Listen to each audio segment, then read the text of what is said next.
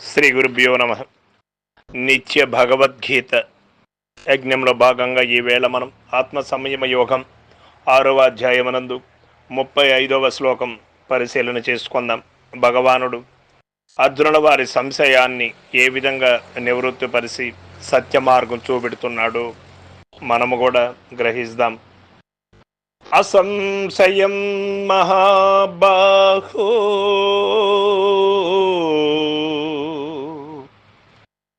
మనో దుర్నిగ్రహం చలం అభ్యాసేన తు కౌంతేయ వైరాగ్యేన చ గృహ్యతే.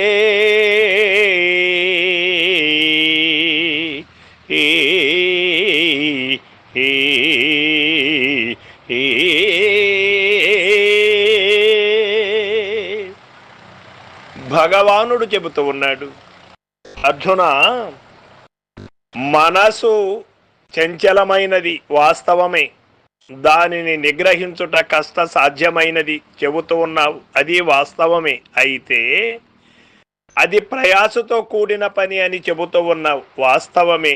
కానీ అంత మాత్రము చేత భయపడవలసిన పని లేదనియు అభ్యాస వైరాగ్యములచే అయ్యేది నిగ్రహింపబడగలదనియు ధైర్యమును చెబుతూ ఉన్నాడు భగవానుడు. ఏ యొక్క బలమైనటువంటి వస్తువు కూడా ఏదో ఒక దాని చేత బంధింపబడుతూ ఉంటుంది, అది లొంగుతూ ఉంటుంది. బలమైనటువంటి ఏనుగు ఇంకా క్రూర ముఖాలు కూడా ఒక దీని చేత అవి బంధింపబడుతూ ఉన్నాయా లేదా? కాబట్టి మనసు కూడా దేని చేతనో ఒక దాని చేత నిగ్రహింపబడడానికి అవకాశం లేకపోలేదు అర్జున. కావున ఆ యొక్క విషయాన్ని నీవు తెలుసుకున్నప్పుడు సునాయాసంగా మనసు లొంగబడుతుంది. కాబట్టి మనసు యొక్క బలీయత సామర్థ్యమును చూచి గాబరా పడవద్దనియు దానిని లోబర్చుకొనుటకు ఉపాయము కలదనియు భగవానుడు ఆ ఉపాయమును తెలియచేస్తూ ఉన్నాడు. ఇక్కడ మనస్సు దుర్నిగ్రహమైనదే కానీ అనిగ్రహమైనది కాదు. దుర్నిగ్రహం అంటే కష్టమైనటువంటి పనే కానీ అసాధ్యమైనటువంటి పని కాదు, సాధ్యమైనటువంటిదే. దానిని జయించుట కష్టసాధ్యమే కానీ అసాధ్యము మాత్రము కాదు అర్జున.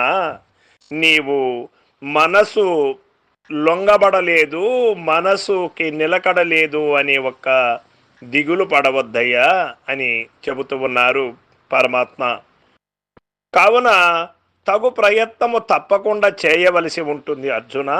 ఇక దానిని నిగ్రహించుటకు భగవానుడు బోధించిన ఉపాయములను మనము కొంతవరకు విచారిద్దాం. ఈ ఘట్టము సాధక లోకమునకు అతి ముఖ్యమైనది, బాగా గుర్తించాలి. ఈ ఘట్టము తప్పక మనం విచారించి చూడాలి. ఇక ఈ సంసార సాగరము నుండి బయటపడాలి అంటే ఏమిటి మార్గం?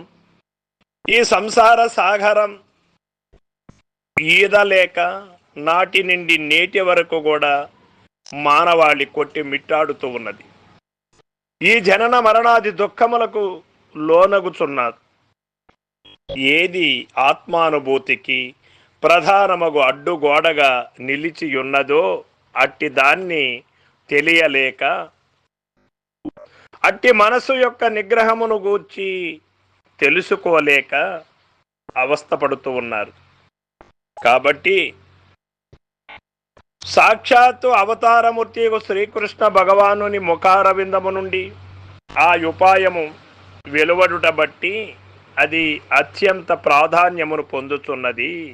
మనసును నిగ్రహించుట ఎట్లు అను ఈ ప్రశ్నయే దాదాపు ప్రతివాని నోటి గుండా వచ్చుతున్నది. ఈ ప్రశ్న నివారింపబడినచో ఒక ఆధ్యాత్మిక సాధన అంతయు పూర్తి అయినట్లే. కాబట్టి దీనిని గూర్చి భగవానుడేమి బోధించిరో తెలుసుకొనుట అత్యంత ఆవశ్యకము. ఒకటి అభ్యాసము, రెండు వైరాగ్యము అను రెండు ఉపాయములచే మనస్సు తప్పక నిగ్రహింపబడగలదు. భగవానుడు హామీ నొసంగరి పతంజలి మహర్షియు అట్లే నుడివిది కదా. అభ్యాస వైరాగ్యాభ్యాం తన్నిరోధ. పతంజలి మహర్షి కూడా ఈ మాటనే చెప్పారు.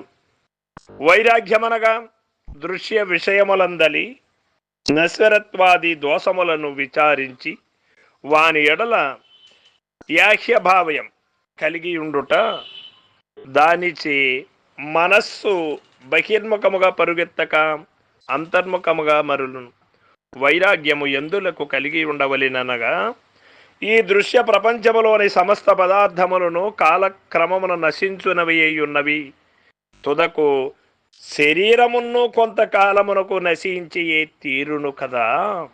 అశాశ్వతములకు అట్టి పదార్థములపై వాంఛ ఎలా అనే ప్రశ్న తనకు తాను వేసుకోవాలి. శాశ్వత వస్తువు ఒక్క ఆత్మయే దైవము కావున దాని ఎడల మాత్రము కోరిక కలిగి ఉండవలెను. ఒకవేళ ప్రాపంచిక భోగముల యందు అనుభవించినను తృప్తి కలుగదు, ఆశ తగ్గదు. మరల వాని యందు ద్విగుణీకృత వాంఛ ఉదయించును.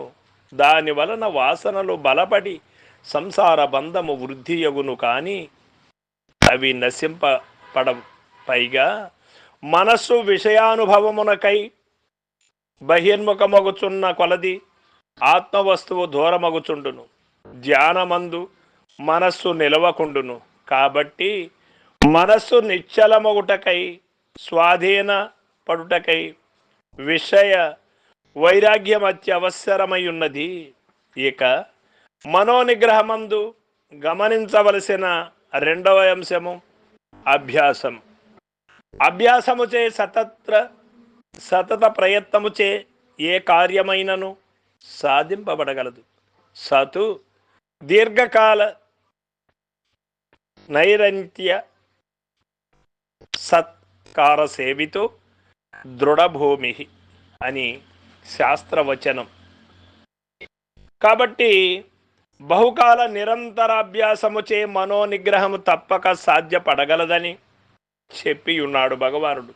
స్వామరులకు మనస్సు లొంగదు యాలయనగా దానిని లొంగదిగుటకు వారు ప్రయత్నమే చేయరు.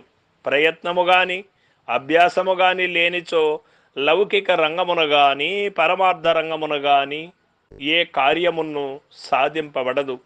ఒక చిన్న పరీక్షయందు ఉత్తీర్ణులు కావాలనైనా ఎన్ని రోజులు కష్టపడవలసి ఉండ, ఇక ఎన్ని జన్మముల నుండియో గడ్డకట్టియున్న కఠినమగు మనస్సును కరిగించుటకెంత శ్రమ, ఎంత అభ్యాసము గావింపవలసి ఉండునో యోచించుకొనుడు. కాబట్టి ప్రతిరోజును మనస్సును విచార వైరాగ్యములచే బాహ్యము నుండి మరలించి అంతరంగమున ఆత్మధ్యానమందు వినియోగించుటయును అభ్యాసమును